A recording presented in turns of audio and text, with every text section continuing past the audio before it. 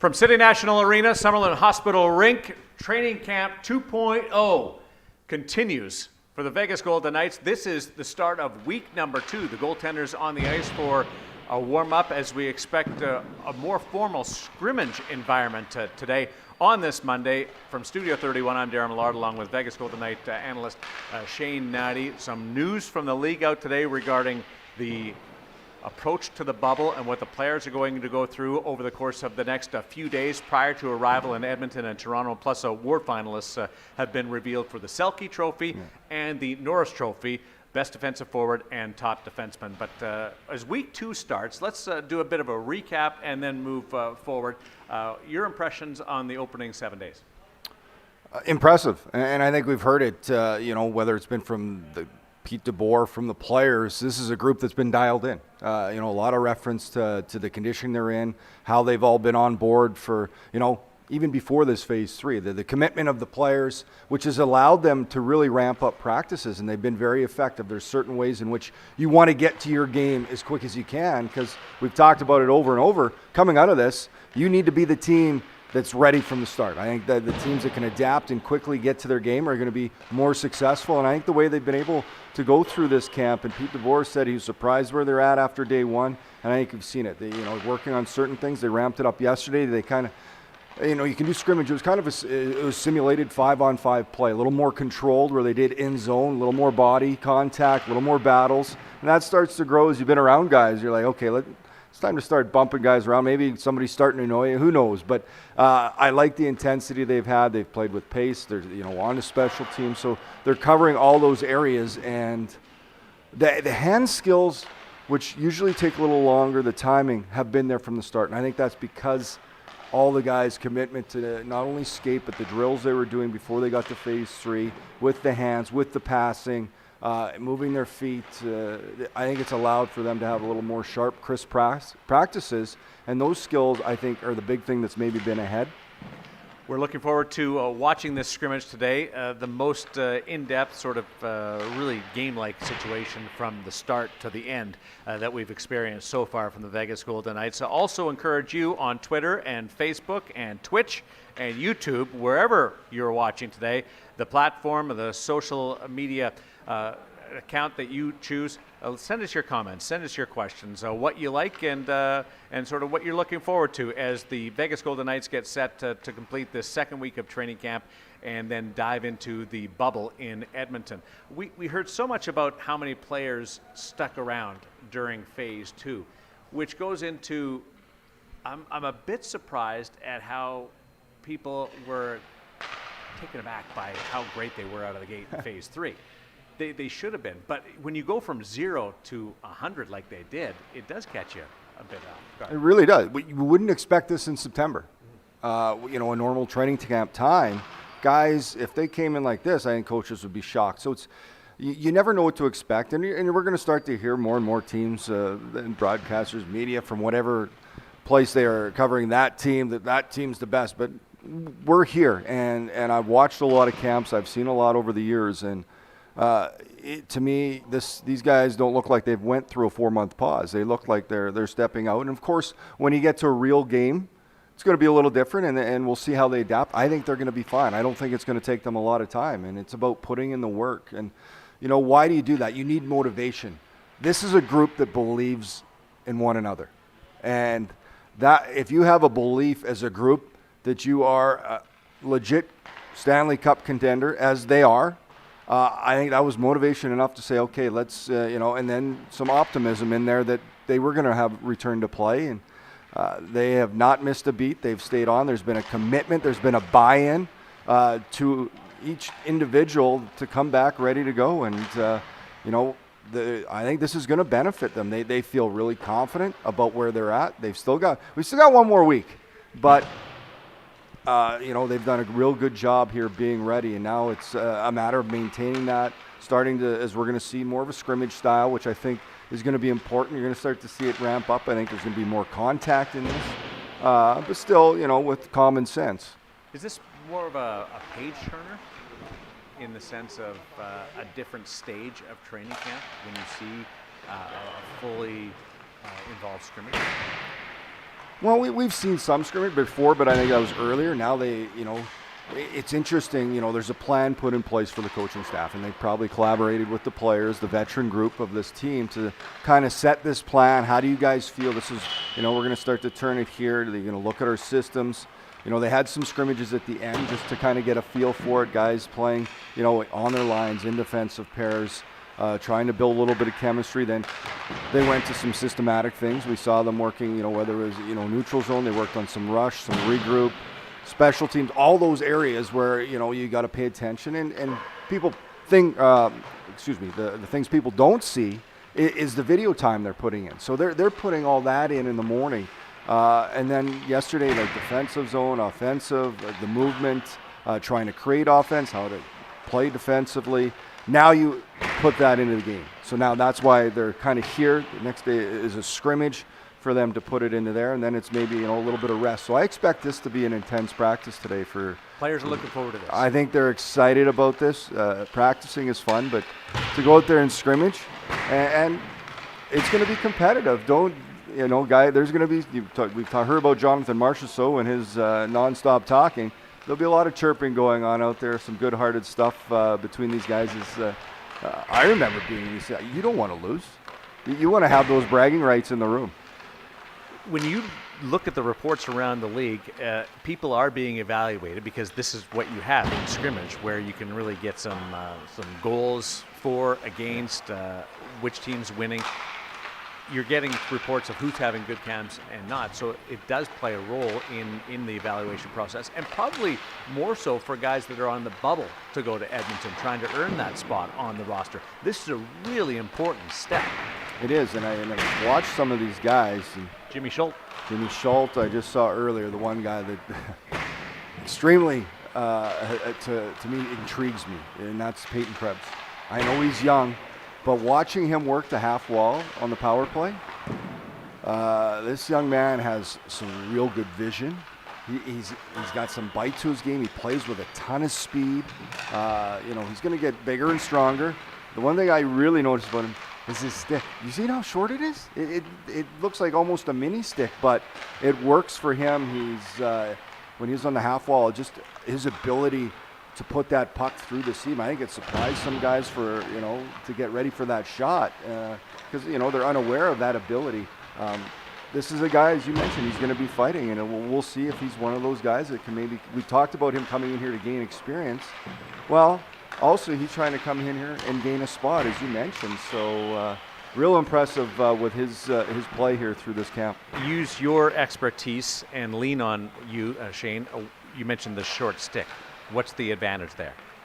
You're talking to a guy who played a defensive-style game. Don't diminish your talent. So here's I wouldn't. It looks strange to me, but offensive, talented guys are really, they can be about their stick, how they want to do. I think one thing is stick handling is really good. I think quick passes. I think maybe the one negative is a shot because you're looking for a little more torque, a little more whip, a longer stick. Allows that, but it'd be interesting. That's a defenseman would use a longer stick than a forward traditionally. Normally, but Mark Stone uses a long stick, like for reach, and it really is. I think as a player, you do change in your career what kind of stick you'll use, how you tape it. Of course, Mark. Stone's top handle is massive. A lot of guys, I know a guy that used to whittle it down to almost like a toothpick. So, everybody has a different feel that works for them. And, Peyton Krebs, will be interesting to watch through his career. He's a young player, but I'm sure he already has, you try different patterns, you try different lies, how the stick sits, you try different curves, you try different lengths, you try different flexes. Eventually you come to one, and that doesn't mean you're set on it. You still may trade. I got marbles in my mouth today, Darren. Change throughout your career. What works? Did yours for you? Change? Yes, it did. How much? Mine changed. So I started out with a basic kind of a straight heel curve. Then I added a toe curve. Then I had one coach who told me I shouldn't have a rounded toe on my stick. It should be more of a flat. So you put up against the boards. Well, that didn't work. That coach was wrong. My flex got I started out using a stiffer flex. As you got older, I started using more of a whip to it. And the sticks evolved though. Like when I came in, there were one pieces. I believe maybe my second year, so it would have been early 2000s is when the one piece composited. Before that, it was you had aluminum shaft with a wood blade. Then it went to composite shafts and then blades and so there's a lot of changes. Now these guys, they got fancy stuff. The rounded blade, end of the blade versus the square end, I wouldn't think that a coach would get that involved. Maybe, and it sounds like they shouldn't. What happened is I missed the puck that came around the boards and keeping it in, and he's saying, well, if you have the end of your toe of your blade, you can put it flat against the boards.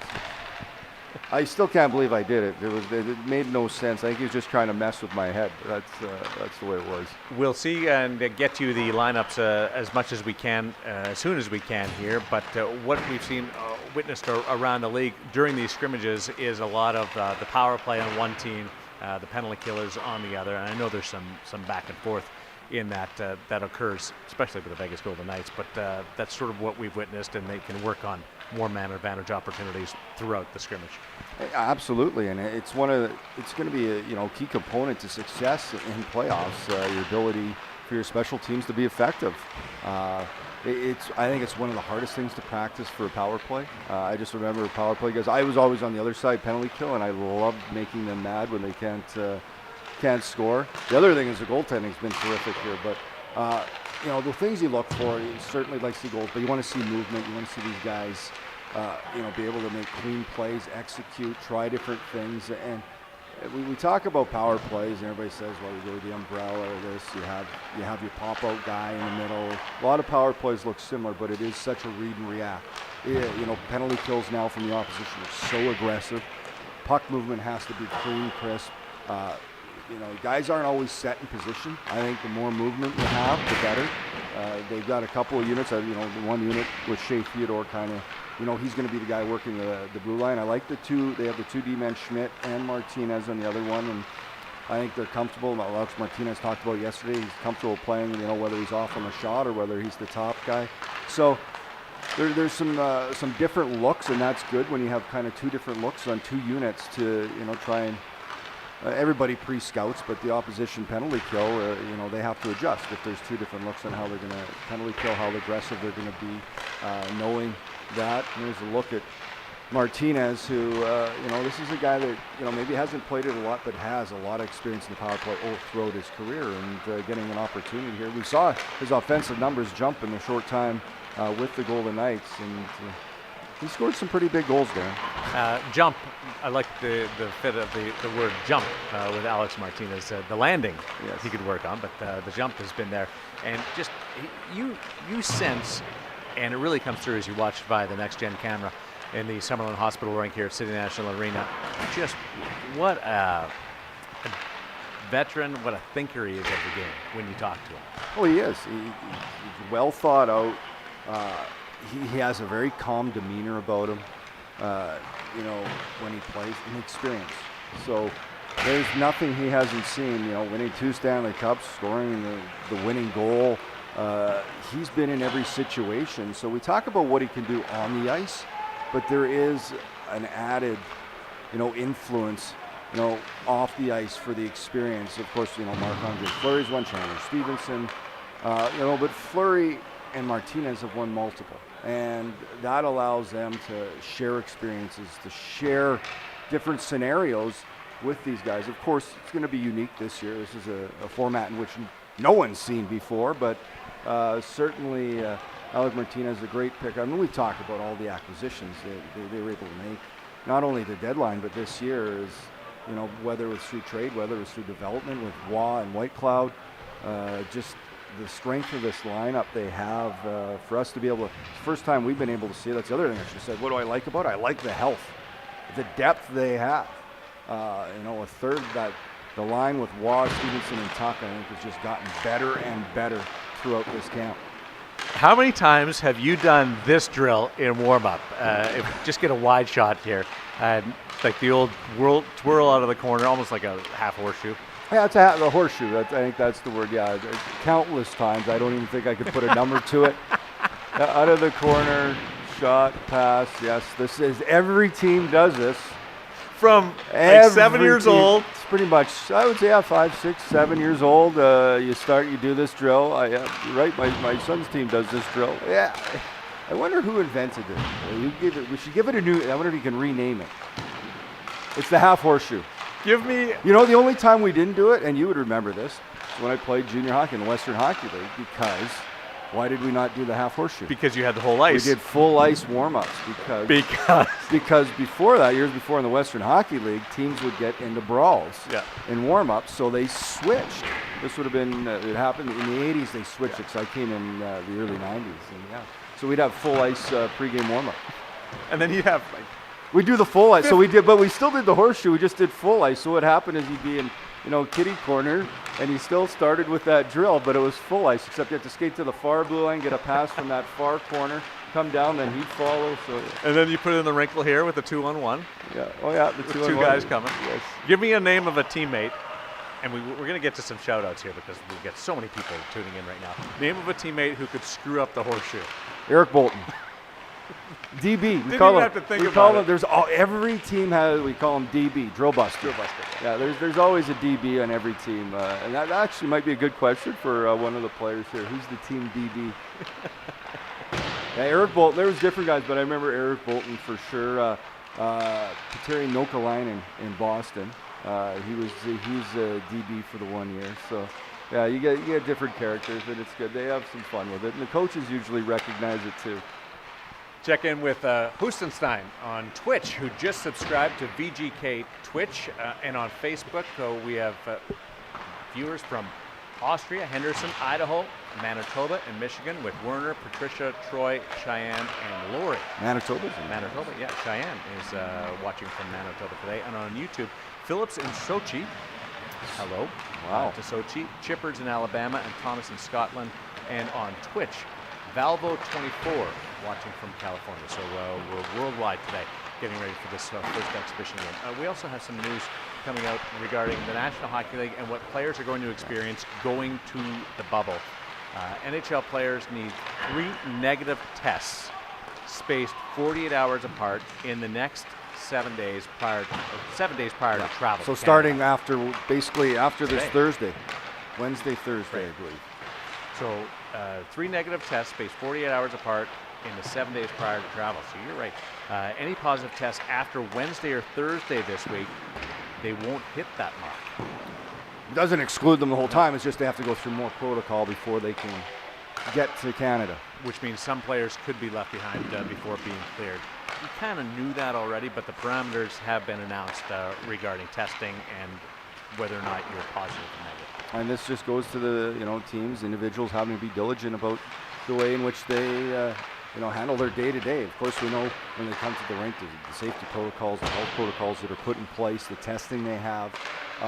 So I think you hope for the best. I really believe guys are doing everything they can. We certainly see other markets where we don't know for sure why, but when there's a number of players unfit to play, questions and certainly, I guess, common sense thinking.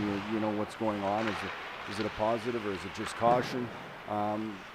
Fortunately, none of that's happened here with the Golden Knights, and hopefully it remains like that. As you just said, the parameters are kind of set here for what's going to happen as they get closer and closer to getting to those hub cities, to the bubbles, and ready to play. And they've done a real good job to this point. You hope the next, right now, 7-8 days go really well for the players, so we can.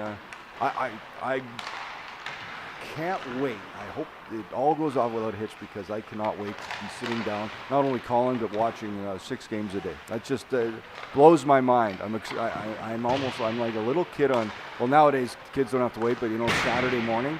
Yeah. When that was the only time you had cartoons. I used to go in the paper to see cartoons. I was all set for my Saturday morning. I kind of feel like that again here as we get ready for this playoff format. What was your cartoon of choice?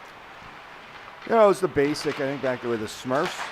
I like the Smurfs. Yeah. Spider-Man, probably the Hercules. Oh, Hercules seemed to be on every day. Hercules was on a lot. Yeah. I was more of a Scooby-Doo guy. Oh yeah, Absolutely, 100%. We were watching the warm-up before this first full scrimmage. During the first week of training camp 2.0 for the Vegas Golden Knights, they've come out, they've done more of a practice, had a flood, and then gone into a scrimmage and game-like simulations. This is a little bit different. They have the names and the numbers, those sweaters on, divided into teams, and are ready to go for a scrimmage and start implementing a lot of what they've gone through, both off the ice and through the practice sessions over the course of the initial stages of this training camp. And then they're to the bubble on Sunday to Edmonton and the start of that stage and working our way towards phase 4. Ryan Reeves is on the great team. White team features Mark Stone, among others. Looking forward to what's going to happen here. A couple of other league announcements today. The Selke finalists and the Norris Trophy finalists have been revealed. So as they pick up the puck here, the Selke finalist, Patrice Bergeron, Boston Bruins. He'll have the trophy named after him at some point. Logan Couture, Philadelphia Flyers, and Ryan O'Reilly of the Stanley Cup champion St. Louis Blues. All excellent candidates. For Golden Knights fans, Mark Stone, should he be in the conversation? 100%. For whatever reason, this award has drifted primarily to centermen. I think the last winger was Yuri Lettman, who I played against. He played in Dallas, right. Won it 2 years. Did he win it 2 years in a row? I don't know about the 2 years. I don't know, but anyways, Gordon Wiggers will check that. But out. It's been a long time. And you just mentioned Patrice Bergeron. Anyway, 31 goals again this year. Led forwards in ice time. Ryan O'Reilly, certainly saw him win the Stanley Cup, and then that team missing a key piece with Tarasenko. Ryan O'Reilly, he's one of those guys. Talking about sticks earlier, a guy who has a really unique stick is Ryan O'Reilly, and when you talk to him about it, he has a reason for every little curve and thing that accent to his stick. And Sean Couturier, to me, has really been a breakout player. The numbers maybe not there. I think he had 22 goals, but that's coming off back-to-back 30-goal seasons. Kind of came in, and he's an interesting player. Came in the league strictly a defensive forward, but then really evolved his offensive game. And Philadelphia's got a really good team out in the East, I'll tell you that. We're underway with scrimmage. Here we go. Lettinen won in 98, 99, and 2003. So you were right. I knew he won twice. Back. So there you go. As the scrimmage is underway at City National Arena on the Summerlin Hospital rink. William Karlsson's line. Actually, he's out with Nick Cousins, so a couple of different looks here. What will be the key focus for a veteran player in these scrimmages? Talked about the young guys and the bubble players trying to find their mark and their range to impress the coaching staff, but for a veteran player? I think it's just timing. You want to get, especially for an offensive guy, you want to try and be able to get your timing back, your passes, your ability to take a pass, to set up, to find those open holes. You're going to see that in the offensive zone. A great example, Riley Smith, coming up high, supporting the puck, all those game details. And then, of course, the little bit of contact that you can have, pressure from players, being able to feed off of that. But the big thing is read and reacting. It's going to be a quick game. Hockey is so unpredictable until you're out on the ice. It happens quick. We know that so much. And then I think building chemistry with these guys. A lot of these guys have played a lot together, but you want to get that timing back with one another to make quick plays. Great example on that zone entry right there. A little play, Smith, Marchessault, a little curl up by him. Those are the type of thing, those game situations where you want to try and create offensively. And then as a defenseman, you're trying to close your gap control, really getting up, making sure your feet are moving, the ability to break out the puck, to read the forecheck. All the little things that you're trying to get back to the best of your ability. Pinch along the wall makes me think of Pete DeBoer yesterday when he was asked about the increase in physicality in the practice on Sunday and that fine line that goes between getting your players engaged and trying to avoid injury. What are the unofficial rules in a scrimmage like this? Well, I think it's common sense. You're going to bump. You're not going to run someone. Like Ryan Reeves we're not going to see a typical Ryan Reeves hit or Will Carey as they go in on the forecheck, but you're going to have some form of contact. I think the biggest thing is pressure, right? The speed to get in. you're going to have to take hits. And in the Griggs, you see Keegan Golisar going. He's going to finish his hit harder in a real game, but he still had a little bit of contact there just so you know there's pressure. You learn to feel that pressure as a defenseman or as a forward when you're going back for the puck. But certainly these guys understand what they can and can't do and what they're going to get away with. So Peyton Krebs and Gage Quinney hooking up on a great opportunity there. And what do you know? A big save by Robin Lehner. These goalies, both of them have looked incredible, both Lehner and Fleury. Fleury, of course, just returning, but certainly hasn't missed a beat. And Lehner just covers so much of the net. He is a big man, and that's what I like about both Fleury and Lehner. Completely different styles, which allows, I think, as a coach, for you to look at your opponent. How does your opponent play? Maybe which goalie, which style is going to be best against them. Lots of things to take into consideration. So the lineups.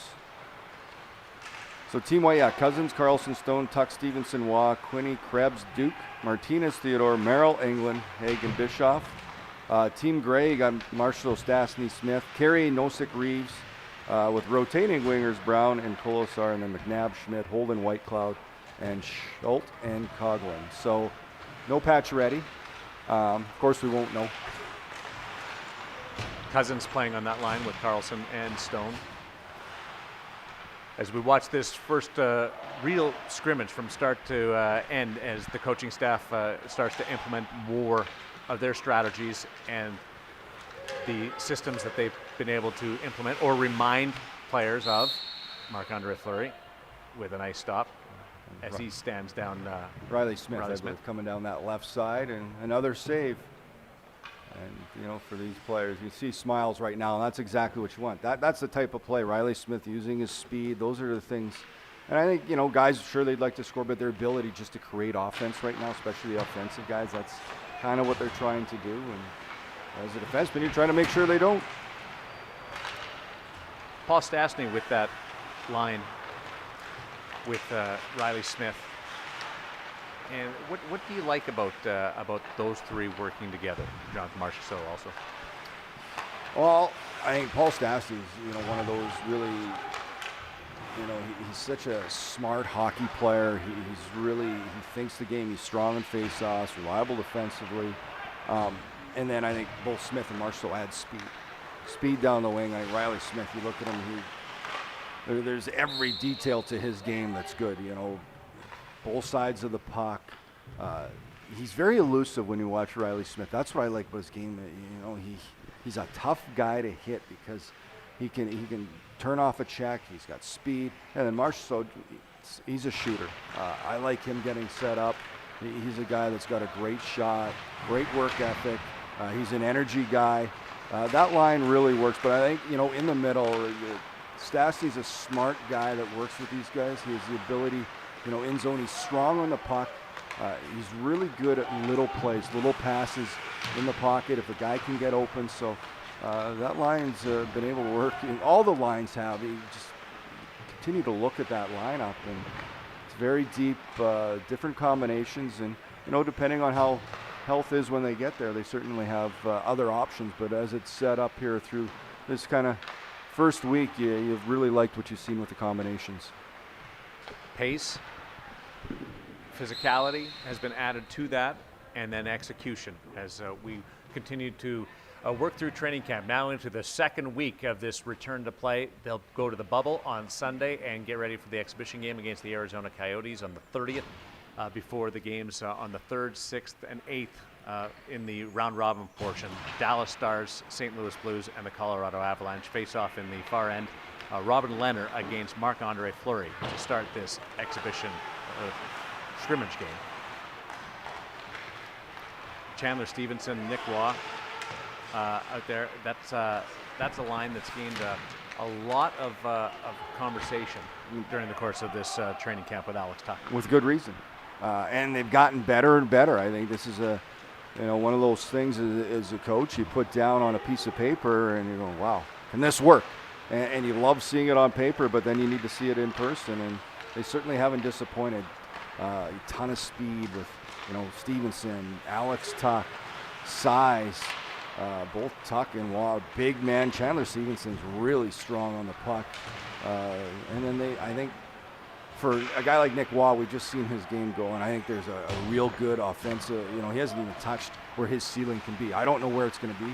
I think this guy could, move up the lineup, as a possible second line centerman, down in the years to come. He's right now playing the third line. And then Tuck, of course, we've seen him put up a 20-goal season. Chandler Stevenson gained confidence with, extra ice time here since coming to the Golden Knights. He's primarily, an energy guy in Washington, but there's certainly a lot more than that to his game, which we saw this, past season.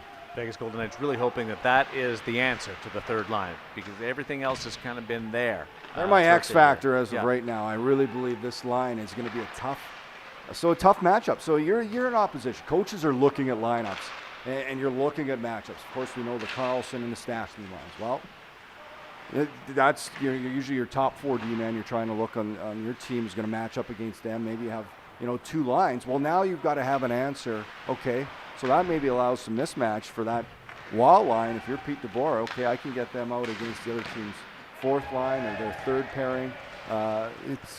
It's very intriguing to watch, and that's why I believe if it goes off like they can and they play as we've seen here, I think they've gotten better and better as a day, and that's certainly them just building and understanding each other, how they want to play, how they want to execute.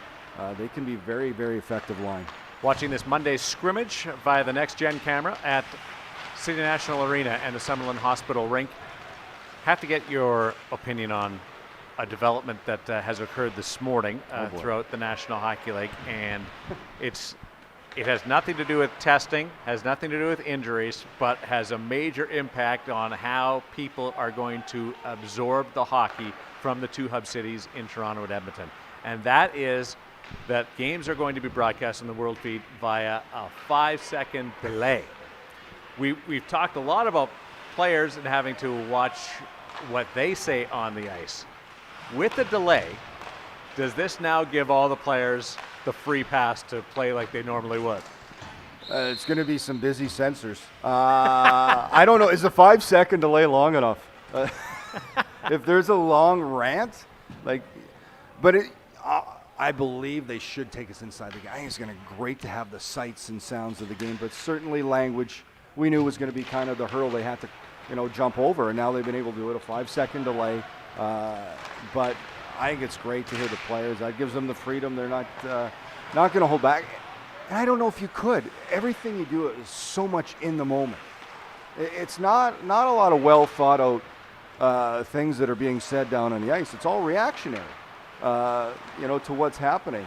So I think the only time is, if you're on the bench and you're cheering guys on, this and that, but it's still reactionary. What you see, you don't think about it. Mm-hmm.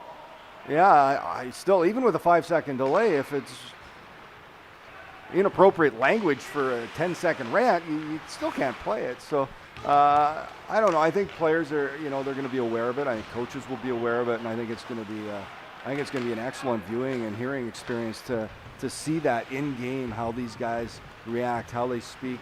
Not only, whether to one another. I think on the bench it's going to be good after a shift, listening to that line, whether it's Stone, Pacioretty talking about, next time I come in, I'm going to curl here. Can you find this open area? Let's try this. I think it's defensive. Or players can talk, okay, these guys are trying to do this on us. Make sure keeping them to the outside. Get your stick position here. I'll take this area. Or, keep your eye open going back for the puck. I'm going to look for the reverse. They're trying to, their forechecks. So all those things I think are going to be really fascinating. And then coaches, telling them what they see to players. This is it's going to be a real good inside look at the game and a great experience for viewers. There are a couple of players right now in the National Hockey League that are very relieved. Oh, yeah, absolutely. I would, you'd be relieved, but I don't think it would have changed. I just think guys, they'd be aware that the mics are on, but some things you just don't control. How about this, Derek Englund producing some offense? That's great. You can see everybody as he goes back to the bench. Yeah, Derek, smile on his face. There's him and John Merrill. I think Derek, excited to be back on the ice. A real leader with this group, and I think everybody's happy to see Derek out on the ice, and I'm sure right now there's a little bit of things to say afterwards about that goal. Was it on Leonard? It was. Well, I always like to give the goalie. I used to, I was saying, but they didn't expect me to score. But when I did, you gotta make the most of it. You gotta remind them at least for a few days afterwards about that goal. What was your celebration? Or as the kids say, cellar? Well, not much in a game, but in practice, certain goalies, if they would get mad when he scored, my celebration would get better. I'm not. I like to Just dig. poke him a little I bit? love to dig.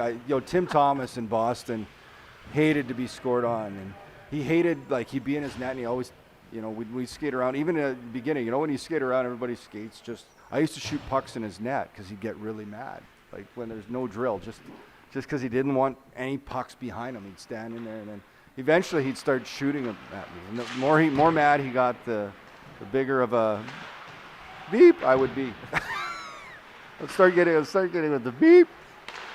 Oh, the game's inside the team format and the realm of the National Hockey League club. I didn't know you were such a poker. Okay. Serious? Are you serious? You serious, Clark? Duff on Facebook asking, do you think it will affect the players not having a crowd? It'll be unique. I think initially, yeah, it's going to be something the players will have to learn that this will be, what's normal here for the next period. But I think they will adapt, and I think they will get to their game. I really believe we're going to see excellent hockey, but there's going to be a certain learning curve for them to get over, and I think no fans is going to be one part of that. That's where the exhibition game is going to be key, right? To give everybody a go-around, just to Exhibition, experience and that. It's even sounding like the round robin. Seeding's great, yes, and they're going to try and be that first seed, but I think those 3 games, they're not going to... I'm surprised at how lackadaisical the approach to the round robin is But that's compared what to you're... the Yeah, I know, but I think that's series. just the way you are now. I'm not saying the players or coaches, but... Yeah, you're trying not to put too much pressure on those games because you know where you are later. You're not like the buy-in or the play-in rounds. Those teams have to put pressure because they want to continue to play. For the round robin teams, you're going to hear the same thing. But once they get to it, that edge kicks in. You want to win, but it's not going to be the end of the world if things don't go right. You can still use those games to get to the top. The key out of this all is to be at your best game 1 of the first round. Because we look at the competition, the seeding, yeah, it's important, but is there really an advantage? We know how close these teams are, how competitive. You're going to play a good team regardless of where you're sitting. But that said, yes, first seed is still priority, and you're going to try to win those games, but I just think there's not going to be that kind of, the world's falling from under you if you lose one of them. You can still say, okay, we need to improve this area. It's still 3 games in which you can assess the areas in which you need to improve before round 1. Our viewers on Twitch are having a great conversation right now involving their favorite parts of living in Vegas. So what's yours? Weather. That'd be number 1. Weather, views, especially now. Obviously, you'd say the entertainment, the people. I think the people have been great because of the passion and the fans here we've seen. There's so many positives I love about living in Vegas. The first thing comes, though, being a Canadian that lived in cold weather, I would say weather's number 1. But, although right now I wouldn't mind a nice cold snowy day sitting in an ice shack. The rain was nice, wasn't it? The rain was nice. But, there's so many positives. What about you? You've been here a shorter period. Shorter period. Weather, being able to walk your dog 12 months a year and not the get, nights. Yeah. No bugs. No bugs is something that I hammer on all the time. Yeah. Mosquitoes, whatever. Black flies, mosquitoes. A lot of people might not know what we're talking about. All the people, I guess, worldwide, person in Manitoba knows when we're talking about mosquitoes and black flies. I might take snow over bugs.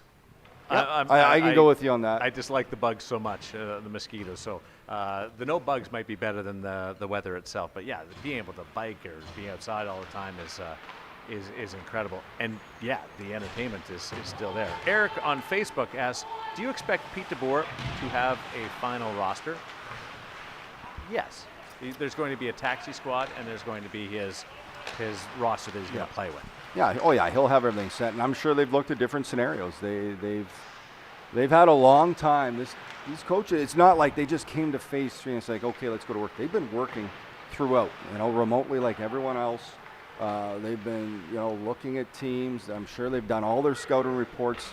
They've already had everything done. They've looked at how they wanted to get to this point, how they wanted to run phase 3, what kind of lines, what kind of match, different. And I'm sure there's sheets and sheets of combinations. And all for different scenarios should they happen. So he has a real good idea of what his lineup's going to be and look like. And then if there's an audible to be called, he'll have that set. A couple of big saves by Marc-Andre Fleury in tight on Paul Stastny as Team Grey comes back down the ice. Watch Braden McNabb with a physical battle along the boards at the far end, and you see the intensity just ramping up a little bit more each time, and that gives you an idea of where it's going to be when it comes to facing somebody that's not on your side, not a teammate. And it's conditioning, because you can skate a lot, but then when you get into those physical battles, that's another element of conditioning in games that you certainly want to get comfortable with. So it's going to continue to ramp up as you see this camp go on phase 3, and trying to get as close as they can to the way they want to play. Team switching ends. Robin Leonard will now come towards the Period camera. 2. Already done a period. 1-0 for the Team White on a goal by Derek Englund. Marc-Andre Fleury up on Robin Leonard. And this is also something that is going to be micro-analyzed, is the scrimmages and the goals and what the goaltenders are going to be doing. I'm just, you watch a couple of the other teams that have question marks about who could be the starter and how that's gone. It's not nearly as that way with the Vegas Golden Knights, but still a really important decision to come up. It is, and 2 excellent options. It's a tough decision, but it's one as a coach you want to have. Who's going to start? Like Marc-Andre Fleury, I believe we'll see first, and go from there. Both goalies are going to play. So, as we mentioned, they're going to continue to evaluate here, not only through camp, but through the exhibition, through those first 3 round robin games, and then make a decision from there. Is how I believe that they'll look at and view at this situation. But excellent, like both have been so good, throughout this. And we've talked about it, we've heard people talk about it, the coaches have talked about it, and we just let it play out. And I love the fact that they have that internal competition. And Fleury spoke, they both just want to win. That said, you do want to play, and you should. And whether you are or aren't, you still want to play, and that's what you want to have, that driving force. And it's a good thing to have for the team. Oh, Braden McNabb. So the D-man, I like it. So that one gets by Fleury, and it's tied up. McNabb sifts one through from the blue line. McNabb and Derek Englund, your goal scorers in this 1-1 scrimmage. Who had them? Yes. Okay, so we don't get any goals, and then when the offensive guys do break out, it's McNabb and Englund. I love it. These are my type of defensemen right now. So if for anybody who's getting ready for their fantasy draft for for playoffs, take note. John Carlson, Braden McNabb. Yeah. Did you mention the Norris candidates? John Carlson, Yeah. Victor Hedman, Roman Josi. I missed a goal out there during our conversation. Did we miss one? Apologize. Got it up at 2-1. Although I'm not sure who's working the scoreboard right now. Someone is. We got to get our people around here to update us on the other. We're missing a goal scorer. John Carlson, Victor Hedman, Roman Josi are your Norris Trophy no shock there. finalists. Any of those guys. Carlson, Alex Pietrangelo, maybe I thought might have been in there. We talked earlier about the Selke there, and Mark Stone. I believe he will win it. I always say, I said this last year, I'd love to put an ISO cam, which I use to signal at one player, on him in a practice. The amount of pucks that are bouncing, around and a scrum of players, how many times it goes back to him. It's like a magnet. It's incredible, his ability to always with that puck in situations to be the guy that comes out of it, out of a scrum, out of a pile, out of a bouncing puck. And then the other player on the flip side is Shea Theodore. I believe he's going to be a Norris consideration here as he continues his game that second half of the season. I think he was just behind Yossi in points from December on. So, and Yossi's in the top 3. So, there's a couple of Golden Knights players that are just on the outside of that award. Yeah, the second half of the year last year for Shea Theodore, the second half of the year this year, where if you put those in a block, he's a finalist. Because of what this year, no training camp. Well, this year, especially no training camp, battled cancer. So understandably, took a little while to get going, but once he did, it's just, and he's still, in my mind, he's still a young defenseman. They're just starting to elevate here, and he'll be a lot of fun to watch when he gets up here, which I think very soon. Scramble around the far end. That's the Marc-Andre Fleury in goal for Team White. Robin Lehner in goal in the near end for the Grey team. It's a 2-1 game. As you watch from City National Arena and Summerlin Hospital Rink, keep the questions coming. And Shane mentioned it. Those watching on social media, we've been having this big, long conversation. We missed a goal in there, so let us know who the other goal scorer was. Derek Englund and Braden McNabb. And I would think somebody would let us know. We know a lot of our broadcasting partners are watching. Maybe they could send us a text or zip line over a note from across the office. Rod Langway was the last Washington Capitals defenseman to win the Norris Trophy. Rod Langway. Victor Hedman, a 4-time finalist. First time that's happened since Nick Lidstrom completed the feat. And Roman Josi, he's the first time he's been a finalist. That kind of surprised me a little bit. Yeah, we just got the update, so finally we are complaining. It was Riley Smith for the Grey team that has the other goal. So Smith and McNabb for the Grey team, and Englund for Team White, as Robin Lehner's team up 2-1. In this first full scrimmage, as things enter a new phase of training camp. This is the second week of Phase 3 here at City National Arena, Summerlin Hospital Rink. They've been using both sheets, starting to narrow things down a little bit, more of a main group and a taxi squad group as they divide them into 2 separate groupings. Coaching staff putting in their video. There's an example of Shea Theodore, that little rush up the ice, his ability to take it, such a fluid skater, great edge work, worked on it. Not this past summer, I remember talking to the previous season, he has a skating coach, really works on his edge, his ability. He's one of those players that used to annoy me as a player, because it's almost like he can float on the ice at times. I think Scott Niedermeyer, Paul Coffey, the great skating defenseman, Shea Theodore. Get faster gliding. Yeah, and that's Shea Theodore, like his stride and the way he's able to get up, but he glides. The lateral, right? A couple crossovers and a stride, and they're at full speed. Connor McDavid's certainly the best in the world at that, but Shea Theodore has ability to get up the ice in a hurry and not compromise him defensively, because that skating ability allows him to get back defensively. Clean draw won by Paul Stastny. Nate Schmidt, McNabb out there. Oh, great Team Grey scores again. Is that Riley Smith with his second, or was that Paul Stastny? Looks like Stastny. Stastny. And it came off a face-off win. Yep. That sets up the entire play.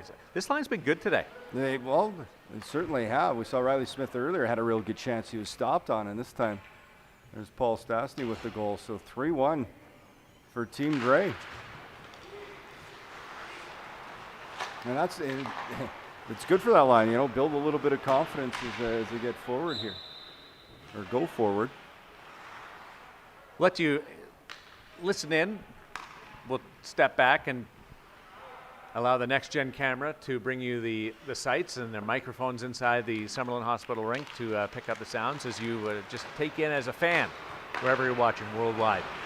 This the Vegas Golden Knights scrimmage in the second week of training camp 2.0 in late July 2020.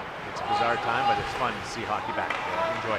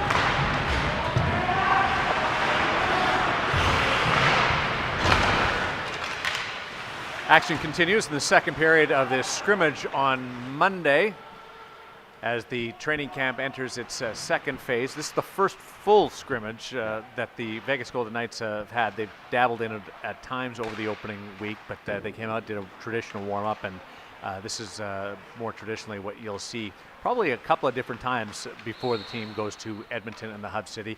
Marc-Andre Fleury with a great save, rescuing that puck off the line at the far end, and Alec Martinez at the near end offensively. Great place. And I love seeing that smile from behind the mask of Marc-Andre Fleury, which rarely disappears. This is a chance. Just these guys, they're enjoying this, to play the game and to go out. And it's a great way to as they continue to ramp up and prepare themselves for that exhibition game coming up, was July 30th. I got to stop. So I've been saying, I keep talking to my mom, the first game's October 3rd. I'm like, it's not October. Right. It's bad habit. So now, July and August. To be fair, you've spent your entire life doing that.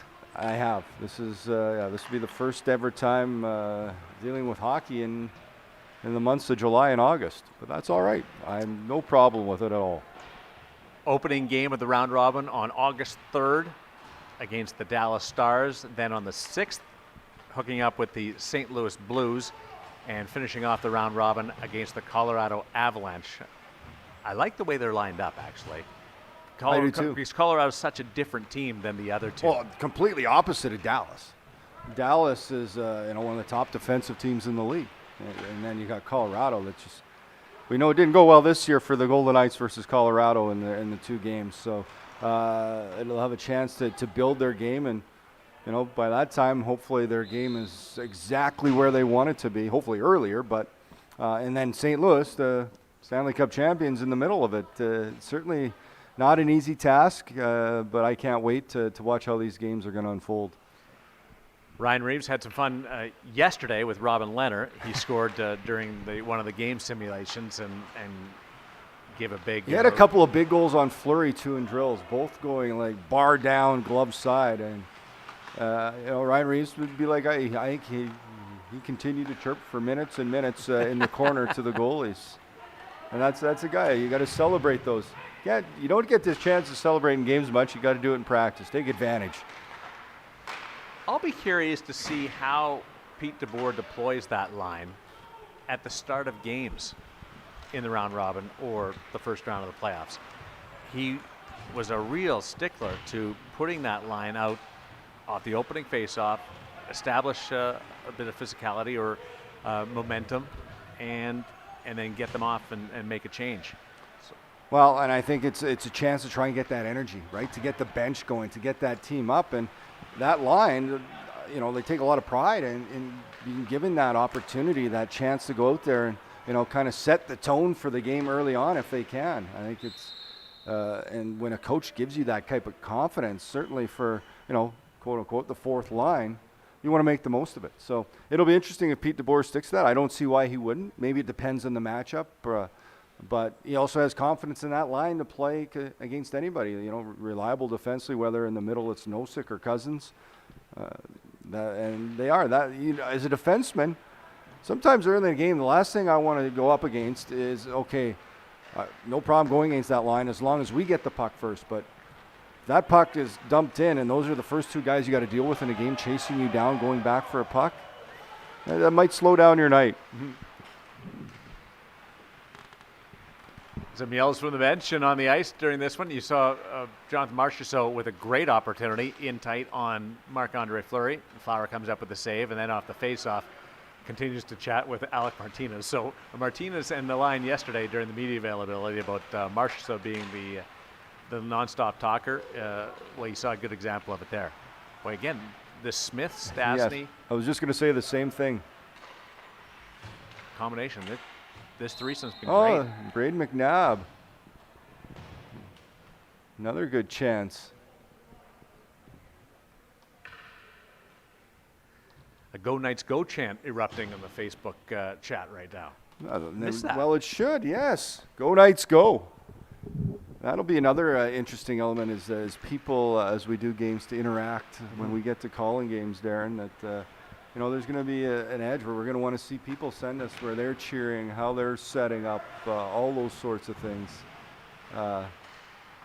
It's going to be a lot of fun. I'm looking forward to calling the games, and we're going to be creative. We're going to try different things, and for the broadcast and for people and the fans here to enjoy it. And certainly the Go Knights Go chants that you're shouting from in front of the TV, we'll look forward to seeing and hearing. What a great experience as a young defenseman who, when you broke into the league, could you imagine being in this scenario where you're coming to camp and trying to establish yourself prior to going to a scenario like we're going to see in Edmonton and Toronto? I think it'd be great as a young guy just to be around the confidence, the learning. Really allows you to grow your game. But in a camp, there's so many guys. Here you're more together, and it's a smaller group, which it makes a tighter group, and certainly allows you so many areas to continue to grow your game and to watch and play against the best. So I think it helps that growth for you as a player and as a pro. I think the big thing is watching some of the veteran guys, how they handle themselves, how they react not only on the ice but off the ice. Oh, they pull in the goalie. Marc-Andre Fleury to the bench. Extra attacker is on for minute 39 Team remaining White. Here in period 2. I think they're doing 2 periods. Won the face-off, and now some pressure, trying to claw back into this. Puck bounces the slot and is eventually cleared by the gray team. I think it's Coach Steve Spott behind the white bench, and it's Ryan McGill behind Gray. Nick Wallline out there. Alex Tuck. Puck iced down and into the empty net, and that will do it. And secure a Team Gray victory, and another one of those people that just jumps off the score sheet at you, where you say you got to watch them on the ice. Nick Holden. Nick Holden with a little airmail there right into the net from his own end. Nick Holden had he had a big year with the New York Rangers offensively. I think he put up 11 goals, 40 plus points. Yeah. So, but another defenseman putting it in the back of the net, and that should finish it as Team Gray with a very comfortable 4-1 lead here as the clock is winding down. So they'll have bragging rights after this kind of first scrimmage. It's been fun, and it's been interesting to see how they've approached this and the energy that comes out of a scrimmage, just a regular scrimmage. But the intensity part of it and the quickness and the execution is also a big factor in that. And we're seeing that as we go along, even from the start of this game, this skate. More and more comfortable. And I think, even as they go into a next scrimmage now, you start to, get better. That's what they wanted. They wanted to get better as this phase went along and continue to improve, and that's what's going to happen. So, and I just heard Nick Holden was 11 goals, 34 points. That was his career season with the Rangers. You're in mid-season form, eh? Well, no, I just had to double check to make sure. Because I think I said 40-plus points. That was not right. So I would say it's not mid-season form, and I'd say Shane needs to get sharper. And I shouldn't refer to myself in that. I just hang out with Dave too much, as you know. Yeah, the third person? Yes, the third person. It's one of his traits that kind of rubs off on us all.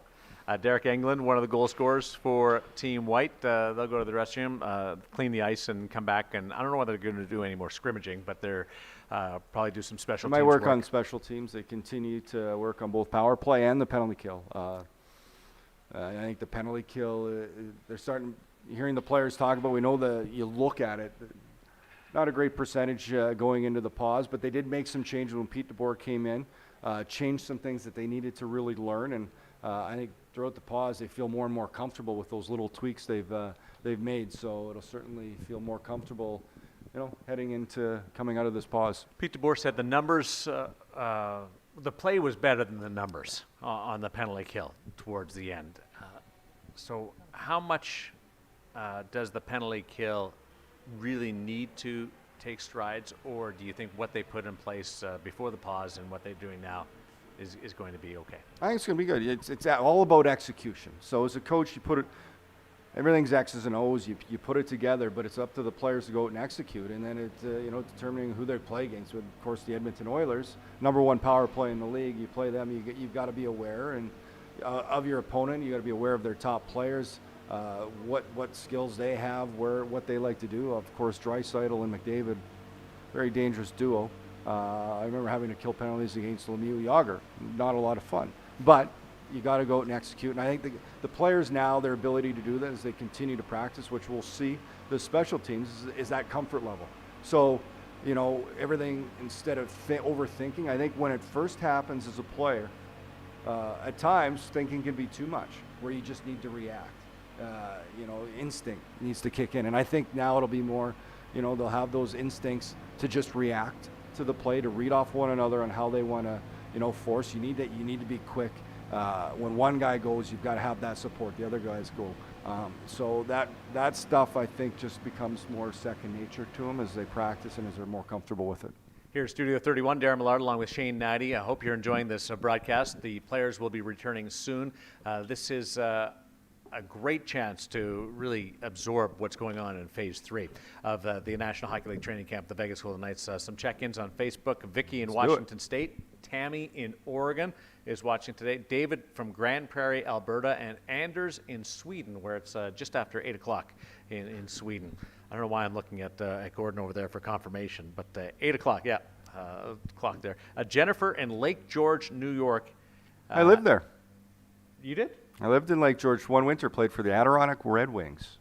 I didn't know that's where Lake George was. Yeah. So guys lived, Glens Falls is where you play, but Lake George is right there, yeah. I never got to see it in the summer. I heard it's beautiful. I was there for the cold months. Yeah, you wouldn't see, because upstate's beautiful, right? Yeah. Oh, it's gorgeous. Enrique in Norway, also just past 8 o'clock. So we're learning some time zone education here along the way.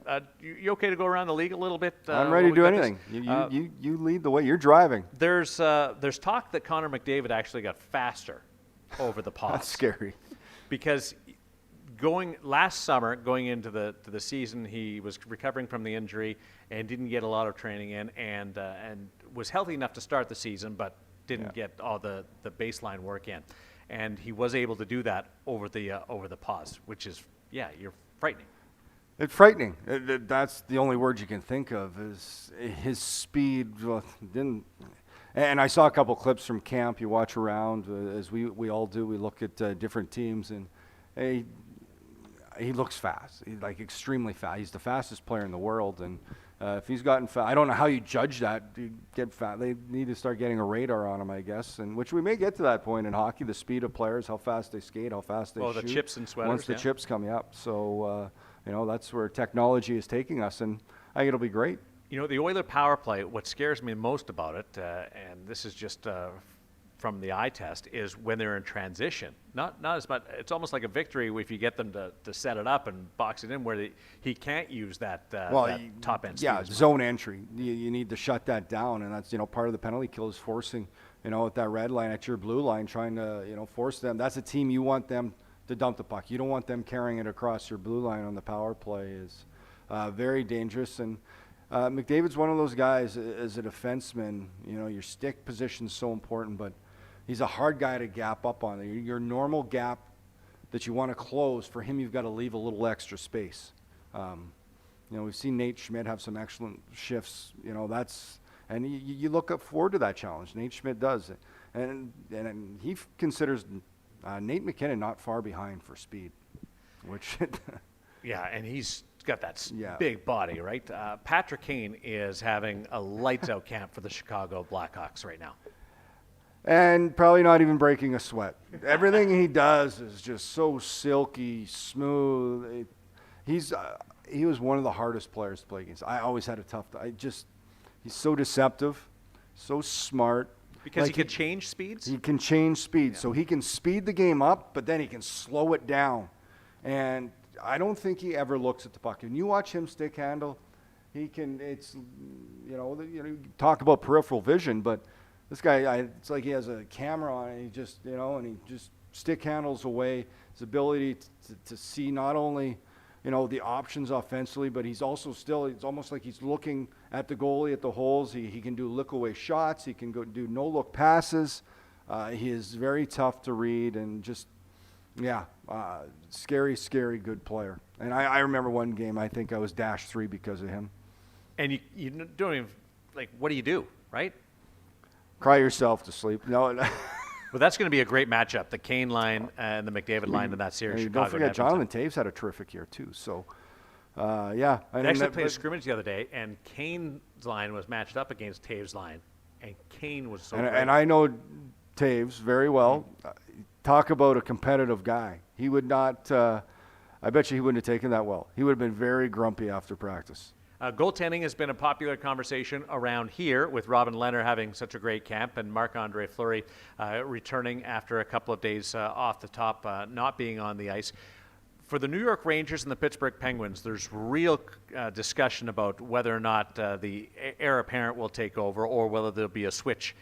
Pittsburgh, Matt Murray, the reports are that he may have to give way to Tristan Jarry, who had taken over the number 1 job midway through the point of the year, although lost his last 4 before the pause. I don't know whether that Pittsburgh sticks. they slid right out of that position. Philadelphia passed them. Jumped in. So I don't know if you can put it on the goaltender. They were just they finally got healthy and they went straight downhill. And the Rangers, Igor Shesterkin, appears like he's going to be the number 1 goaltender against the Carolina Hurricanes over Henrik Lundqvist based on the play in camp so far. And I'm not surprised because you're going into a situation where you don't have time for a goaltender to really play his way. You want to go with the guy that you feel is playing best. And there's going to be other scenarios. I expect Dallas to start Ben Bishop, but, Anton Hudobin has had a terrific year there, and then you look at even the Oilers. Mike Smith they played Mikko 2 Koskinen. games on, 2 games off. Yeah. They flipped in 2-game chunks all year. All year. Flames have a pair of goaltender. You don't know who's going to start. But, I think the big ones that you were most surprised is Matt Murray, who's, won Stanley Cups. And then you look at Henrik Lundqvist, future Hall of Fame goaltender. His legacy with the New York Rangers. You're not going to start him. It's tough decisions. Those are for the coaches. Well, Mike Sullivan's already been through it once with Marc-Andre and Matt Murray, so he's been down that road before. Different story when you're relatively new coaching, Coach Quinn, with the New York Rangers, and looking at and Henrik. But at the same time, not as much of an attachment, with Lundqvist. I think he understands, and we've seen it before. Coaches, make very, very tough calls. We can go back and look. How long ago was it with the John Tortorella and Roberto Luongo not starting him in the big outdoor game, and then Luongo moves on from Vancouver? Was that one? Yeah. Yep. So sometimes as coach, you got to make an unpopular decision, but you're always looking to make the best decision for your team. In Toronto, they had Mitch Marner, John Tavares, and Austin Matthews on a line during a scrimmage because Zach Hyman, who usually plays on that line, wasn't available, unfit to play in that particular practice. But a lot like the Golden Knights and loading up on that top 3. Well, that's extreme loading up. I think it's, if you're the opponent, that gives you just one focus rather than them spread out. Oh, you still got Nylander. Toronto's got a very talented, up front forwards. But that's certainly, it's like an all-star line when you put it together. And Matthews had a couple of goals, not surprising, in that scrimmage. Boston had some good news today. Rask and Charlie Coyle were out, along with Krug. We're all back on the ice because they had a chunk of players. They've had a chunk of players that were out. Unfit. Unfit to play. No David Pastrnak yet, but to have Coyle, Krug, and Tuukka Rask all back on the ice is positive. Oh, that's positive. So, and we expected to see this with teams, guys, in and out. And but we're getting to that critical date, as you mentioned earlier in the show, is Wednesday when was it 3 tests 48 hours apart? NHL players will need 3 negative tests spaced 48 hours apart in the 7 days prior to travel to Canada. So that we're in that window now, in the 7 days prior. Any positive tests after Wednesday or Thursday this week, and they won't hit that mark. So some players could be left behind until cleared. So that's that's the news that was released this morning regarding player testing and the impact of a positive test as we approach the trip to the bubble. Well, this is the time. We heard a lot of guys speak out when he got to phase 3 that the spotlight was on them as players to make sure they were aware of what they were doing. There was some accountability to make sure they were responsible and what they did away from the rink, because they knew when they came to the rink all the protocols were in place, and everybody wants to be a healthy team as they head into that bubble, and they're putting in the restrictions right now as they're in that window you just mentioned. You see the players have switched the sweaters, no longer wearing the names and the numbers. So the scrimmage, the formal scrimmage is going to be over. I'm using all these new terminologies that I never expected. I'll be honest, I never expected to broadcast a practice before. No, this is new. But we're now right into a rhythm. I didn't think I would call simulated EA games on air, as Dave and I called those. So there's been a lot of firsts throughout this, but I think it's been good. It's learning on the fly. It's creative. Well, Dwayne says on Facebook, "You guys are the best part of my day." Wow. So that's high praise. That's high praise. That's very high praise. I was going to say something funny. I was going to say, I hope his day gets better than that. But thank you. And Fleury's got does he have the glove from the gold set out there as well? Robin Leonard. Not surprisingly, Robin Leonard is blocking our view. Yes. Which now you kind of get an idea of what the players. I think he's got a gold glove, and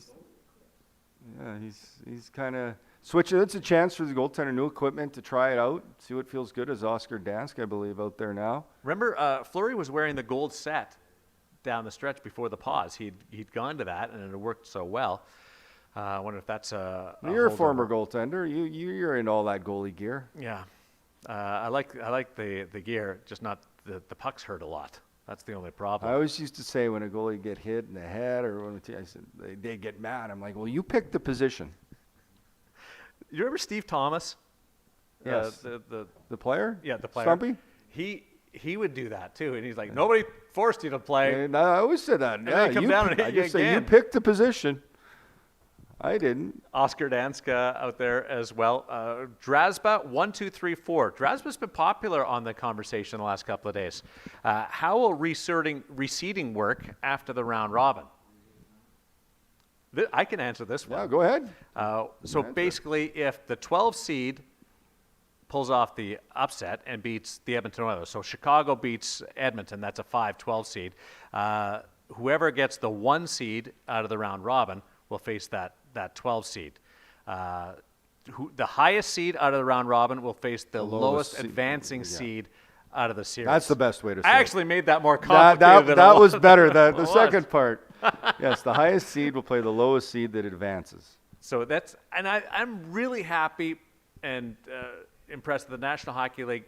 They really listened to the players in this one, because the players wanted reseeding each round. And that's going to be the case out of the qualifying round. Yeah, it's better than the bracket format. Yeah. And credit to that return to play player group that came in and they worked.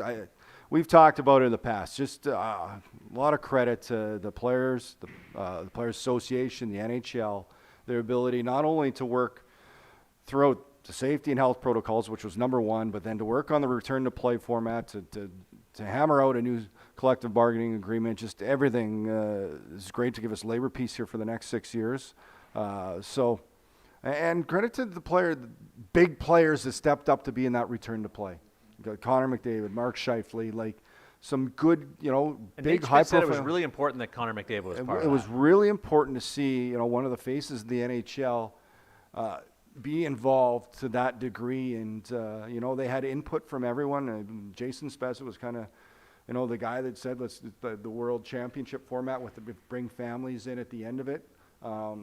So they had the players did a great job at not only having the group that kind of was the forefront, but then the input from all the other players, the amount of conference calls, Zooms, everything they had to keep everyone informed, which then were let out to the rest of the team. It's a lot of guys to have under that, but they're back to it, and I think they've created a phenomenal format, which I'm so excited to watch. 2014 tournament. It cannot come soon enough. Do you want to explain what's happening here with the ice? so they don't jump right back into drills right away as the ice. I call it settling, but it's drying out, just letting it Is there a right? Yeah, freeze. freeze. I We've don't know, done it 1,000 times, and I've never really had. Well, to you need the describe it water to before. set, right? Like you don't want puddles out there. So you want to have the best ice you can, especially to work on the power play. And when this you're ice moving has the been puck awesome through been training great. camp. They've done a great job. fabulous job. No complaints. The snow is consistent. The pucks aren't hopping around. It's been really impressive to hold a training camp in the triple-digit heat that we're experiencing in Nevada. right now. There's been no issues. It's been great. I think that's what they're allowed to do. Patrick in Montreal, watching on Facebook and via Twitch. Hello. VGK_loyal 702. Clovis, New Mexico.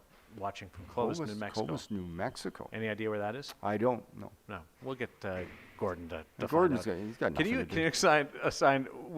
That'll be our new pet project is assigning Gordon. You're going to join me tomorrow on the VGK Daily. Dan Duva was on this morning. Just our 5-10 minute. Although we're having trouble keeping it to 10 minutes. The new podcast on SLD&G, G&D. It's all people who podcast. talk for a living. I know.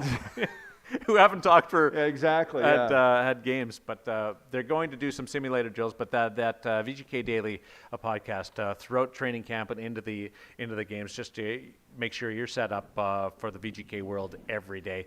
It's under the SLG&D umbrella. So what you're seeing here is a little bit of power play, penalty kill, as the players come back on the ice. Yeah, this one looks. Yeah, certainly this would be one of your penalty killing units. Looks like Stevenson and Waugh with White Cloud and McNabb Clovis is in eastern New Mexico near the Texas border. near the Texas border. Yeah. I know Albuquerque, Yeah, where's that? New Mexico. I just know you take a wrong turn there. Yeah. Watching by the next gen camera at the Summerlin Hospital rink at City National Arena. Hope you're enjoying this coverage of Vegas Golden Knights training camp 2.0. Team will go to the bubble on Sunday, get set for the exhibition game as they settle in. Did you know? Well, I'll ask you this question. So you're in the bubble.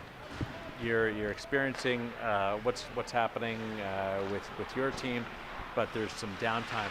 Would you be one to go watch a game? So go to the rink and watch somebody else play. If they're allowed, I think Yeah. they're allowed. Yeah, absolutely. They're looking at that. For sure, I would. And I think a lot of guys would. But I don't know how many hours you'd sit there, but certainly you'd want to watch. I think anytime you can watch, there's things to take away from that game. You may know a lot about players, but you can watch. Players will be able to break down certain. They may notice a detail to an individual that they're going to go up against, a team, or the way they play. Going to need approval from local health authorities for the players to go to the rink and watch. Coaches will be. Yeah. And I think, whether, then if not there, you're certainly watching on television. So. Stormy asked me that question yesterday, and I wasn't quite sure. My initial reaction was no, they wouldn't be allowed. So I did some asking around, and providing local health authorities are on board. The players will be able to go because there won't be people in the rink. So at times, maybe we'll see other players, a group of players, just hanging out and watching a random game. You put different teams in different sections. That's it. That's another thought. Like I said, we're learning so many different things, and we're going to continue as we go into something we've never seen before. VGK Loyal says that they've been in Clovis for 9 years, and they still have no idea where it is. Nice to see the back and forth there. Well, I'm from Nipoa, Manitoba, and I guarantee you a lot of people don't know where that is, other than you. Yeah, 45 minutes northeast of Brandon. Simple. I don't know why people don't have so much trouble with that. And I lived in the Onondaga, too. Highway. And Onondaga, that's just straight north of Brandon. Again, about 50 minutes away. Watching this practice, so we had a scrimmage, and the scrimmage was interesting because of who scored the goals. Nick Holden into an empty net. 4-1 win for Team Gray. Riley Smith on the board. in that one, but Derek Englund scored a goal.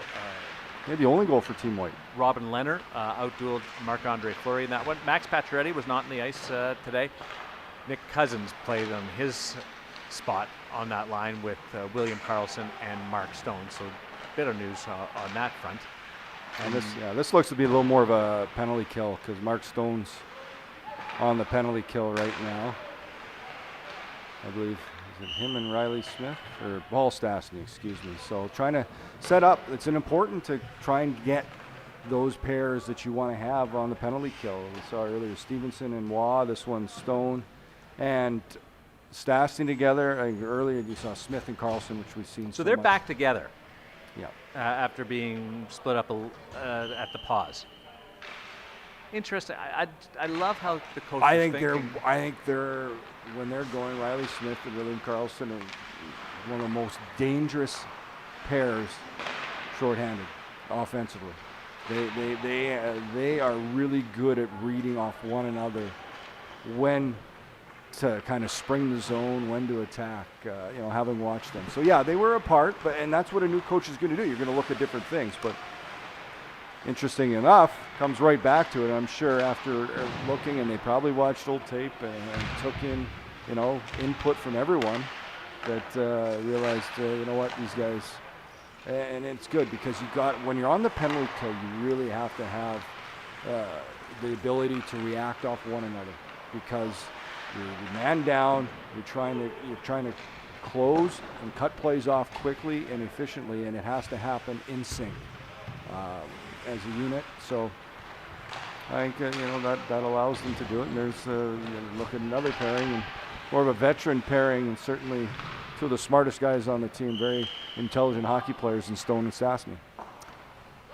Nick Cousins played on a line with Mark Stone today and William Karlsson. It's his birthday. Nick Cousins. So happy birthday to Nick Cousins. Maybe they just took Pacioretty out and put Cousins in just as a birthday gift. It's a pretty good gift. Not bad. I was looking for a bike, but playing with those two, it's pretty. Well, we know somebody else who played with those two and was very effective. Chandler Stevenson played up with Stone for a while. Of course, Pacioretty was there, but there's lots of options. But yeah, Nick Cousins on his birthday getting a chance to play with those two. Nick Hague out on the ice in this drill. It's the young power. You got Coughlin and Hague on the power play.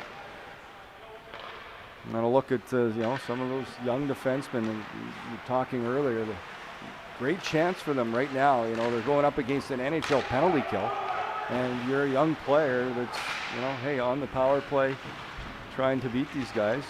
But that was interesting. Oh, great chance here, and Nick Waugh. Leonard shuts it down both, but you see a bit of the speed and the anticipation skills of Nick Waugh. But Jake Bischoff, in his media availability this week, talked about one.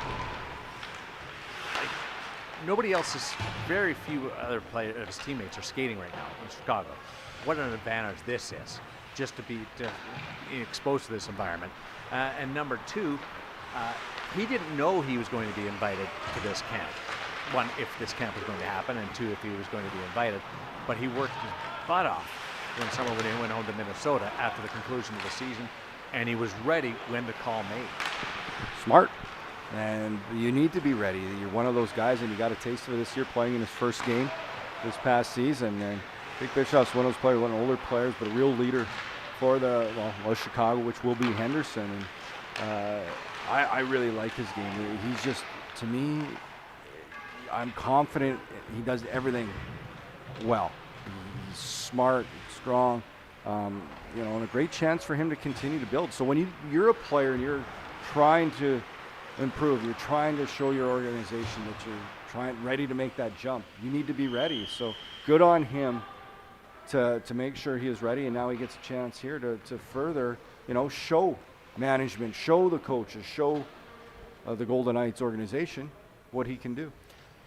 You look for a chance anytime to impress anybody. That's the whole business. If you're not a cemented in NHL player, and I never felt cemented in. I played a long time, but I think that's the thing that drove me. You never felt comfortable? No, I always felt you have to prove yourself, and that's, I think, for people, you have to have something, a driving force to continue to improve, to continue to, show people what you can do. And Is that you as a person, or is that you probably as a me hockey as a player? person and Yeah. a hockey player? As a person, yeah, I'm always trying. I've been trying to impress Dave for I don't know how many years now. How's that going? Not well. Dave wouldn't even come into here today to work with you. He's just No. like, let him cut his teeth a little bit more. Yeah. What do you think Bischoff's best skill is? I think he's a good skater. He's just He does everything so he does. well, right? He's steady. You talk to the guys that play with him, the American Hockey League, they just speak volumes of him, of how good he is. So they've got a lot of depth in the development of their defensemen. We saw Coughlin and Haig, a couple of younger guys, and when they're in the American Hockey League, who do they look to? Well, they look to a guy like Jake Bischoff who's been around and steady. So not only does he do everything well, he's a real important piece. You need leaders, not only at the NHL level, but you need those type of guys, those positive influences in your American Hockey League. And another guy, I think, is Patrick Brown, guys like that have been around that can help the growth of some of your high prospects. I've talked a lot about the pairing of McNabb and Schmidt through training camp. Because we've seen them together since so long that those guys are so comfortable with one another. We know them. They're the shutdown guys. McNabb plays hard minutes. Nate Schmidt looks really good. I think he took this break to really work out. He looks stronger, looks a little quick. McNabb, we know his game. Brayden McNabb is just quietly goes about his game. And, consistently, one of those guys that just puts up hits, puts up blocks, plays hard minutes against the other team's best. So we know what we're going to get from that pairing. We've seen them a lot. For McNabb in training camp, is it more difficult for him because you don't have that physical interaction? I think it's a good point. I think for some of the guys it'd be a little different, but then at the same time, I think they're chomping at the bit to get out there and run someone over and to get to that. I saw game. a couple of board battles with him today, and it kind of and that's good. Just the board battle, and we saw that yesterday. They did the 5-on-5 in zone play, which is a little more controlled than a scrimmage situation, but it's the battles. That's off the cycle, stopping the cycle defensively. Stick position, little plays. The race off that battle to the front of the net, not getting beat out of position. That's the important things that a guy like Brayden McNabb would certainly look for. He's going to go 5.5 months without throwing one of those bummy checks, those hip Oh. checks. He's so good at the timing of that. If someone's coming, and it's a skill. There's that timing for a skill, especially in today's game where there's so much speed. You got to be careful when you throw a big hit as a defenseman because you throw yourself out of position pretty quick if you don't make contact. Well, if you're too late, he's by you. If Yeah. you're too early, he jumps to the inside. Yeah. Did you use that in your repertoire, the hip check? No. I was physical at hip, but I don't think I was a big hip check. It's and then you can go back years. You go to Brian Marchman for his dirty hip checks. Brayden McNabb's is it's more. Is it a hip or is it a butt? I don't know. Bummy check? Bummy check. Bummy check. There's a new terminology. I don't know if I've heard that one before. I stole that from one of my former coworkers. I always giggled at it, and now I'm using it myself. So, bummy check. There, you're learning even more so on this one. It's been a great scrimmage today. The McNabb battling in this scenario now. I saw some really strong play out of the Paul Stastny unit today. Jonathan Marchessault out there, and they had some chemistry with Riley Smith, and were really impactful. Yeah, more penalty killing. You can see the rotation up top between Smith and Carlson, just trying to. When you say that, what do you mean? Well, it's following the play. Rotate. Riley Smith came up the top, followed the puck, and then underneath comes Carlson. So you're trying to force that puck as quickly as you can, and you try to force a bobble. What from, did you from like the power play. As a player when you were killing penalties? Is there two approaches, like a passive box or really It's aggressive? changed. You were aggressive. Penalty killing is it's become a lot more aggressive, I think, in today's game. it was a little more passive there where you took away the middle, you kept things to the outside. But, nowadays you see these teams and every team trying is force that puck as much as possible. You want to give the worst shot. The other you want to force them to make a perfect play. If they're going to beat you, it better be on a great play. You try to give up shots from the outside. You know your goaltender's going to need to make a save. But you don't want to give away the tic-tac-toe, the open nets, and then the battle. I used to love the front of the net battles. It was a different game. You used to have some big guys that just plant, and you were allowed to cross-check and chop and everything else. That was called defending the front of the net. Now it's called 2 or 3 minor penalties. And now you have the front of the net.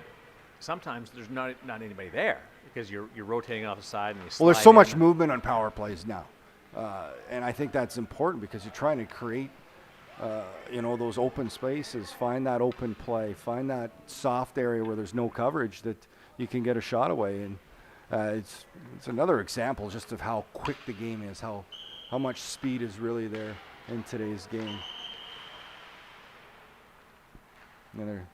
So this is another scenario. So you're starting, instead of doing full ice penalty kill, they're starting off a certain setup on the power play and how to react. So another thing the coach is just trying to, put all situations here for the players that they would see in a game. Any reason why, this legitimate question, why you do this at the end of the scrimmage instead of before the scrimmage? Or you want the scrimmage to feel like a game, you come out, you do your warm-up, and you get right into it? I think just trying to cover as many areas as you can. I think I'd rather do the scrimmage first. Great read by Carlson on that play, and then it allows them to come out afterwards. Your legs are already a little bit warm. You've gone through the hard part. And, I don't know if there's any rhyme or reason to it. It's just, they're trying to cover as many areas as they can. I'm looking forward to seeing him fully healthy and on top of his game because he battled it all year. There's a few guys, and it's I think health is. I think that's another thing why everybody says, "What's the hockey going to be like?" Well, if teams can stay relatively healthy, that's what's going to make this some of the best hockey we'll see because these guys feel good, they're ready to go. The harsh reality, though, is the game of hockey. Injuries are a part of it, and they're going to come at some point to most teams, hopefully not the Golden Knights, and you got to deal with it. But, right now, all these players, another, you mentioned Carlson, look forward to seeing Alex Tuck, who had an injury-riddled season, to get him back to full health, full speed, feeling good about his game. Practice continues as you watch via the Next Gen camera. Summerlin Hospital Rink at City National Arena. Training camp for the Vegas Golden Knights. Hope you're enjoying this coverage. We'll be here every day that the Golden Knights are practicing. Check our social channels in the morning, and we'll let you know whether or not the stream is going to be up on that particular day. They'll be taking a couple of days off, at least one in the next few days. So make sure you're checking in on that. And our complement of broadcasters will be here to bring you commentary, tell some stories, and let you know exactly what's happening. Do the goaltenders play? Do you play any differently in front of a particular goaltender? Like Robin Leonard does play the game differently than Marc-Andre Fleury. So does play around them alter? Yeah, it depends on. Normally, the answer I would say no, but there is certain things. A lot of goaltenders like different things. How you play a 2-on-1. A goaltender might, say really encourage the shot, which most goaltenders do. Just don't give up the pass. But I think for the most part, you play the same way. The only difference is each goaltender is going to be unique on how they, I think the big part of it is, their conversation on the ice. Goaltender a lot of times can be your eyes as a defenseman to help you out. And then playing the puck. I think, who plays the puck? Fleury probably a little more active at getting out of his net to cut off rims, to be active on dump-ins, to help plays. So there's little details like that on how you talk with each goaltender. It'll probably vary. But for the most part, how you play in front won't change very much at all. Thanks to Patrick Rulich and Jeff Chavez for the video work and the camera work that we're watching today and all week. It's been extraordinary. Boy, our crew's done an Great awesome job. Not many teams or organizations are able to just seamlessly jump into this and bring you live coverage, streaming of practice the way that we have. Thanks to everybody who's watching too, because they've done a great job to get in and to view this. It's a chance, and it shows how everybody's starved for the Golden Knights. Well, you know, you've been around the game your entire life, and professionally for the last 20 plus years. And I'm impressed, and it's infectious, at how excited you are for what we're going to see in Toronto and Edmonton and these hub cities. I talked about that. This is very exciting.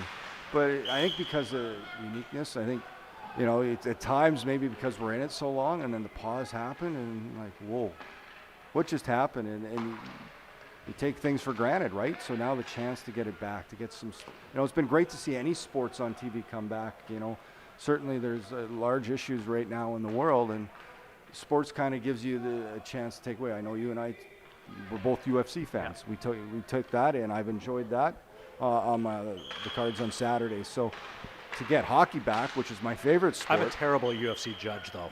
I get every decision wrong. Yeah, it's tough. Well, the easy ones are when it's I've decided lead on for you. Yeah, you lead on me. But yeah, to get my favorite sport back on TV, it's so exciting. And you know what? I know the fans here, the Golden Knights, and how, you know, there's been a lot of people who knew hockey before, but there's a lot of new hockey fans, and I'm excited for them because this is a real showcase of the sport of hockey for new fans, and I think it's a chance to grow the game, you know, get to this format, get to this tournament style. It's really exciting the way they've set it up, and I think it's gonna really, you know, show the hockey and how entertaining, how fast. I think it's a great chance for the game to grow. I think it's really interesting that somebody like you that's been around and played your entire life, and somebody that's new to the sport coming together in this 2014 format where there's a lot of things you've never seen before. And maybe that's that's attractive as well. Round robin, outside of Olympics, World Cup, you don't see that. Nope. Best of fives. When was the last time that you were involved in a best of five? I don't know if I can remember that. I'm sure I was at one point, but it's been a while. Long time. Long time. Junior? Not in the National Hockey League. I'm thinking minors maybe, but yeah. Yeah. I just consider you silver spoon NHL. I played a lot of leagues. But we're all kind of meeting in the middle in this melting pot of this 2014 tournament. And there's so much unknown to it, and that's exciting to me. I'm excited to, you know, yes, I would love to have fans and have a regular broadcast, but I think out of this, we're going to see some things that you can still take with you to move forward when fans do return to the game, because we've got to get creative. You got to try new things. So there's so many areas that are just, I think, are exciting, and I can't wait to watch unfold.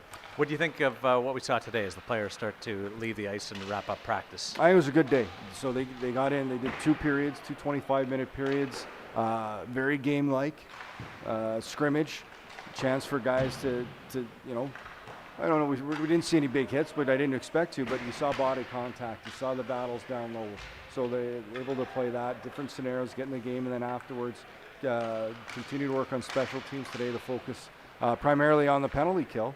And another successful day. And Pete DeBoer said it's a long runway they have till they get to that bubble and they get to the game. So you got to space it out. You got to be aware of how you want to move forward and introduce each aspect of your game and how to work forward on it and make sure the guys are comfortable, the guys are ready, and at the same time you got to make sure they're rested and feeling good. 4 or 5 practices before they go to the bubble. Guys are going to be ready to play good. You like the way where they are now? I do. Now it's just fine tuning and now it's continue to just work. I think they've covered basically all areas, not only on the ice, but you got to remember the video. They're going to do off ice, but I think these guys have looked good. We've heard it from the coaches, from the players. Very excited on how this team looks. They're locked in. They're ready to go. This is the focus on competing for the Stanley Cup. There's a belief in how good they are, which is a great confidence to have. And there's a little bit of fun to be had. I've never seen this before. Yeah, a little juggling into the bucket. It must be the last puck. A little hacky sack. It's kind of hacky sack with the sticks. We're hockey sack. There we go. Thanks, Gordo. Gordon. Gordon Wiggers. producing this one. Patrick Chavez, Patrick Rulig, Jeff Chavez at the controls, working things with us today. We're going to wrap things up, but we'll chat with you tomorrow on VGK Daily and go through what we've seen and what we've experienced through the course of the scrimmage and the rest of the week, and also the Selke nominees. Mark Stone, not a finalist like he was a year ago, but that's a pretty impressive group. So that's to come on VGK Daily, and then we'll be with you. Check your social channels for whether or not we're up regarding the live stream. But on behalf of Shane Noddy, I'm Darren Millard. Thanks for watching, and thanks to Next Gen for the camera work here from City National Arena and the Summerlin Hospital rink. Hope you've enjoyed the live stream. We'll chat with you again down.